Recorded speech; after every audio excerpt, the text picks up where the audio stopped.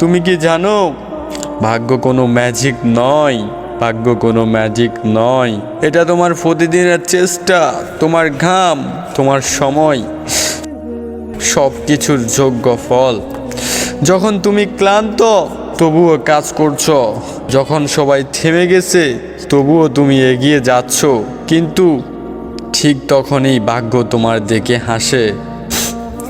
তুমি যত কঠোর পরিশ্রম করবে ভাগ্য ততটাই তোমার সামনে মাথা নত করবে, ভাগ্য ততটাই তোমার সামনে মাথা নত করবে। তুমি চাইলে তোমার জীবনটা বদলে দিতে পারো। তুমি ইলন মাস্ক নও, কিন্তু তোমার মধ্যে ইলন মাস্ক আছে। তোমার পরিশ্রম, তোমার জিদ, তোমার স্বপ্নই তোমার ভাগ্য লিখবে। তাই মনে রেখো, ভাগ্য লেখা হয় না, তুমিই লিখো সেটাই।